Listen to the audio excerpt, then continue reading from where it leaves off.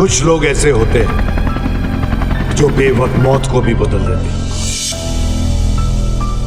इतना खून देख के लगता है इसे बड़ी बेरहमी से मारा है। सर, ये खून उसका नहीं, हमारे लोगों का है। कौन है रॉकी को मॉन्स्टर बताने वाला वो आदमी? KGF 3 में मिलेंगे किन 12 सवालों के जवाब? 16 देशों का मोस्ट वांटेड कैसे बना रॉकी? तो नमस्कार दोस्तों, स्वागत है आप सभी का बॉलीग्राज स्टूडियोज में और मैं हूं आपके साथ स्वाति तिवारी। तो दोस्तों, खून से लिखी हुई कहानी है ये, स्याही से नहीं बढ़ेगी। अगर आगे बढ़ानी है तो फिर से खून ही मांगेगी। थोड़ी लेट ही सही, पर आखिरकार जेब ढीली करके मैंने भी देख ही डाली KGF 2। अगर आप भी KGF चैप्टर 2 देख चुके हैं तो प्रकाश राज का ये डायलॉग आपके जहन में रच बस गया होगा। यश स्टारर KGF 2 मौजूदा वक्त में वह फिल्म है जिसे लेकर देश में ही नहीं दुनिया भर में बात हो रही है। SS राजमौली की बाहुबली के बाद ये दूसरी ऐसी फ्रेंचाइजी है जिसके सीक्वल का लोगों को बेसब्री से इंतजार था। KGF 2 रिलीज हुई तो जैसे बॉक्स ऑफिस पर तूफान आ गया। 13 दिनों में ये फिल्म वर्ल्ड वाइड 926 करोड़ रुपए से अधिक की कमाई कर चुकी है। लेकिन इसी के साथ अब हर किसी को इंतजार है KGF चैप्टर 3 का। KGF चैप्टर 2 के पोस्ट क्रेडिट सीन ने खलबली मचा दी है। अब जब ये साफ हो चुका है कि KGF 3 आने वाली है तो हर किसी के मन में यही सवाल है कि अब KGF 3 की कहानी में क्या होगा? अब रॉकी क्या बवाल करने वाला है? और सबसे बड़ा सवाल, क्या राजा कृष्णप्पा बेरिया यानी रॉकी जिंदा है? डायरेक्टर प्रशांत नील बीते 10 साल से अपने दिल और दिमाग में कोलार गोल्डफील्ड्स की कहानी लिए घूम रहे हैं।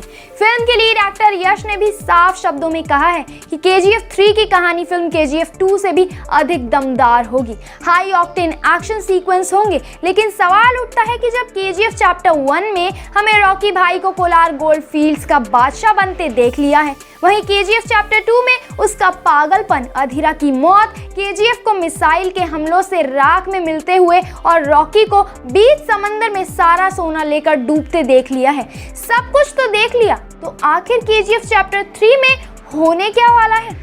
इस पूरे मामले को समझना है तो हमें पहले पार्ट के फ्लैशबैक में जाना होगा, शुरू से शुरू करना होगा। हमने राजा कृष्णप्पा बेरिया को रॉकी बनते हुए देख लिया, ये भी देख लिया कि उसके दिमाग में क्या है और वो क्या करने वाला है। कोई ना तो जानता है ना ही सोच सकता है, लेकिन रॉकी ऐसा बना कैसे, ये जानना इसलिए ज़रूरी है कि इससे 2 बातें साफ हो जाएंगी। एक तो रॉकी चाहता क्या है और दूसरा कि रॉकी कहाँ जाकर खत्म होगा। फ्लैशबैक में जाएं तो वो 2 सीन याद कीजिए जब रॉकी ने बचपन में अपनी मरती हुई माँ को वचन दिया था कि एक दिन वह सारी दुनिया का सोना उनकी झोली में लाकर रख देगा, और दूसरा वो जब माँ ने रॉकी से वादा लिया था और कहा था कि मैं नहीं जानती तू कैसे जिएगा, क्या करेगा, लेकिन इतना जानती हूँ कि जब तू मरेगा तो दुनिया का सबसे अमीर और सबसे ताकतवर इंसान होगा। तो आजकल की भाषा में कहें तो रॉकी ममाज बॉय है। उसका कॉन्सेप्ट क्लियर है, उसे पता है कि उसे क्या चाहिए। उसकी जिद है कि माँ ने जो वादा लिया था और उसने जो वादा किया था उसे हर हाल में पूरा करेगा वो। अब फ्लैशबैक का एक और झटका लेते हैं। बचपन से ही रॉकी से एक सवाल पूछा जा रहा है और हर बार वह उसका एक ही जवाब देता है, तब भी जब KGF 2 में गोली लगने के बाद वह बिस्तर पर होता है और सवाल होता है कि क्या चाहिए रे तेरे को। रॉकी की आंखों में घुमड़ते काले बादल जिद की चीख में बदलकर एक ही शब्द कहते हैं, दुनिया। कुल मिलाकर बात यह है कि रॉकी को दुनिया का सबसे अमीर और सबसे ताकतवर इंसान बनना है। उसे दुनिया में वो इंसान बनना है जिसके पास सबसे ज्यादा सोना है, क्योंकि मासूम उम्र में ही ये समझ गया था रॉकी कि दुनिया को नचाना है तो उसे वो सुनहरी चमक देनी होगी जिसे देखकर आंखें चौंधी आ जाएं। तभी तो मजबूरों का मसीहा बनने के बाद भी KGF 2 में उसकी एक ही जिद थी, काम नहीं रुकना चाहिए और सोना निकालो। अब थोड़ा जिंदगी की तरफ फास्ट फॉरवर्ड होते हैं, आते हैं KGF 2 पर। वो सीन याद कीजिए जब CBI officer PM Ramika Sen के दफ्तर आकर पहली बार रमिका को रॉकी के बारे में बताता है। कहता है कि वह सबसे बड़ा क्रिमिनल है, सबसे बड़ा नेशनल इशू है। जिस KGF के ऊपर से रॉकी ने प्राइवेट प्लेन को भी उड़ने की इजाजत कभी नहीं दी, उसकी वो तस्वीर दिखाता है जिसे देख रमिका सेन हिल जाती है। इस सीन के साथ ही एक 10 सेकंड का सीन और दिखाया जाता है। एक अमेरिकी को कुर्सी पर बैठा दिखाया जाता है। उसके एक हाथ में अखबार होता है जिसकी हेडलाइन है इंडियाज बिगेस्ट क्रिमिनल, और दूसरे हाथ में दुनिया की प्रतिष्ठित मैगजीन टाइम है जिसके कवर पेज पर लिखा है वर्ल्ड्स बिगेस्ट क्रिमिनल। यानी जब तक रमिका को रॉकी के बारे में पता चलता है तब तक रॉकी दुनिया के 16 देशों का सबसे बड़ा मॉन्स्टर बन चुका था। अब थोड़ा फ्लैशबैक को तेजी से आगे बढ़ाते हैं। फिल्म में एक किरदार ऐसा है जिसे केजीएफ चैप्टर 1 में भी दिखाया गया है और केजीएफ चैप्टर 2 में भी। फिल्म के पत्रकार साहब यानी आनंद दोनों ही फिल्मों में एक इंसान से बात करते हैं। वो आदमी जो उन्हें रॉकी का किस्सा सुनाता है कहता है कि वो गैंगस्टर नहीं मॉन्स्टर है। वहीं जब वो किस्सा बताता है कि कैसे पुलिस ने थाने में रॉकी को बिठा तो दिया, लेकिन जब ड्राइविंग लाइसेंस पर नाम देखा तो पूरा आसमान हिलने लगा। लेकिन यहाँ एक बात तो रॉकी की तारीफ करने वाली है। बेशक वो गैंगस्टर है लेकिन फिर भी ड्राइविंग लाइसेंस बनवा रखा है, मतलब नियम और कायदों का पक्का है। वहीं वो कैरेक्टर जिसने बताया था कि कैसे रॉकी सप्लायर का गन चेक करने के लिए 13 लोगों के बीच अकेले पब में घुस गया, वही किरदार जो केजीएफ 2 के आखिर में फिर आता है। आनंद उसके पास जाकर कहता है कि तुमने सही कहा था, वो गैंगस्टर नहीं मॉन्स्टर है। अब जब याद आ गया है तो ये भी गौर कीजिए कि दोनों ही चैप्टर में कहीं भी इस किरदार को प्रशांत नील ने अभी तक एक्सप्लोर नहीं किया है, नहीं बताया है कि वो कौन है और वो आनंद को कहानी क्यों सुना रहा है, जबकि आनंद तो खुद केजीएफ में हर पल रॉकी के साथ था। थोड़ा और आगे बढ़ें। अब वो वक्त याद कीजिए जब रॉकी दोबारा अधीरा को घुटनों पर लाकर केजीएफ अपने हाथ में ले चुका है। वो केजीएफ में उन साथियों की लाश भी ले आता है जो आउटपोस्ट पर अधीरा के लोगों के हाथों मारे गए थे।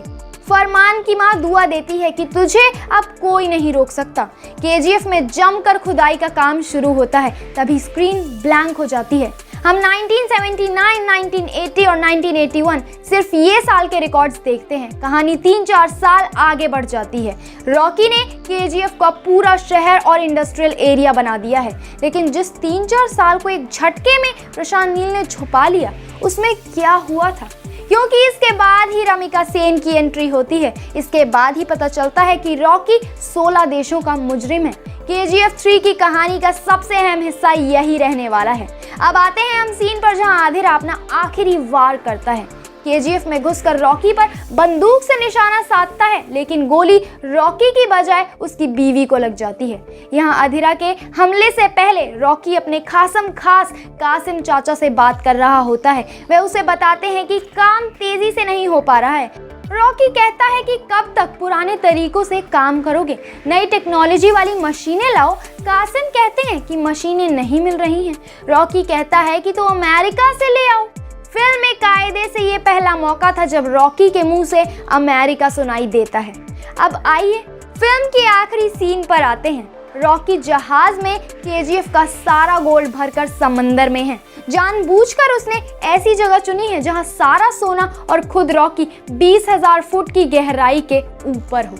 यहाँ हमें 2 बातें पता चलती हैं। पहली कि रॉकी ने सिर्फ इंडियन ऑफिसर्स को ही फैक्स नहीं भेजा था, उसने अमेरिका और इंडोनेशिया के सिक्योरिटीज को भी फैक्स भेजकर वहां बुलाया था। इंडियन शिप से हुई बमबारी में रॉकी को समंदर में सोने सहित डूबते हुए दिखाया जाता है, लेकिन क्या रॉकी मर सकता है? शायद नहीं, क्योंकि रॉकी का कैरेक्टर ऐसा है कि जहां सबकी सोच खत्म हो जाती है, रॉकी की वहां से शुरू होती है। तभी तो वो गैंगस्टर नहीं मॉन्स्टर है।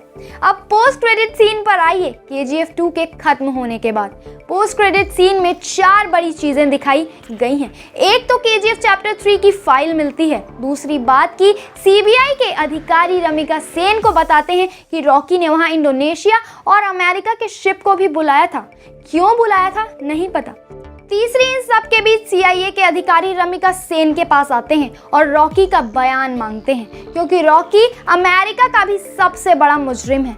वह वहां कैसे मुजरिम बना ये भी नहीं बताया गया है। चौथी और आखिरी बात, रमिका सेन के चेहरे के एक्सप्रेशंस इस दौरान कुछ ऐसे हैं जैसे वे ऐसा कुछ जानती हैं जो उसने किसी को नहीं बताया है। वैसे भी पोस्ट क्रेडिट सीन में भी इंडियन एयरफोर्स और इंडियन नेवी को फिर से हमला करते हुए दिखाया जाता है। रमिका सेन को हमले के कागजों पर साइन करते दिखाया जाता है। फिर रमिका आखिर क्यों और क्या छुपा रही हैं? एक और बात या कहें कि एक और सियापा, इनायत खलील अभी जिंदा है। रॉकी के केजीएफ के सोने को यदि किसी और के गोल्ड के बिजनेस से सबसे बड़ा खतरा है तो वो इनायत खलील है। इनायत खलील ने रॉकी की धमक तो देख ली है, लेकिन वह अभी भी रॉकी के लिए खतरा है। ऐसे में रॉकी को अगर दुनिया पर राज करना है, इंडिया नहीं पूरी दुनिया का सीईओ बनना है, तो उसे इनायत खलील के सोने के धंधे को भी ठप करना होगा। कुल मिलाकर इस पूरे फ्लैशबैक और फास्ट फॉरवर्ड की ज़रूरत इसलिए थी कि आप ये समझ सकें कि केजीएफ चैप्टर 3 की कहानी के लिए प्रशांत नील के पास अभी भी बहुत सारा मसाला और मटेरियल है। मसलन रॉकी कैसे 16 देशों के लिए मोस्ट वांटेड बना, कैसे उसने इनायत खलील को खत्म किया, उन 3-4 साल में कैसे उसने अपना साम्राज्य दुनिया भर में फैलाया, दुनिया के सबसे अमीर और सबसे ताकतवर इंसान बनने का उसका माँ को दिया वादा कैसे पूरा हुआ। वो आदमी कौन है जो रिपोर्टर आनंद को रॉकी की बादशाहत की कहानी सुनाकर उसे गैंगस्टर से मॉन्स्टर बता रहा है। रमिका सेन को ऐसा क्या पता है जिसे वो छुपा रही हैं? क्यों उसने आनंद की लिखी किताब एल डोराडो को बैन कर दिया, जला दिया? जब केजीएफ सिटी राख हो चुका है तो फिर रमिका सेन ने कहां वायुसेना और थल सेना से हमला करवाया? क्या रमिका सेन भी रॉकी से कहीं ना कहीं मिली हुई हैं? समंदर में जब रॉकी और उसका सारा सोना डूब रहा था तब वहां इंडोनेशिया और अमेरिका वाले क्या कर रहे थे? रॉकी अमेरिकी जांच एजेंसी CIA के निशाने पर कैसे आया? और इन सब से केजीएफ चैप्टर 3 में प्रशांत नील हमें ये भी बताएंगे कि क्या रॉकी को वह मिला जो उसे बचपन से चाहिए था, दुनिया। तो दोस्तों, आज के इन 12 सवालों में से आपको किसका आंसर पता है हमें कमेंट में ज़रूर बताइएगा। हम फिर मिलेंगे एक और नई वीडियो के साथ। आप सभी तब तक खुश रहें, सेफ रहें और जाते जाते वीडियो को लाइक, शेयर और चैनल को सब्सक्राइब करना बिल्कुल भी ना भूलें।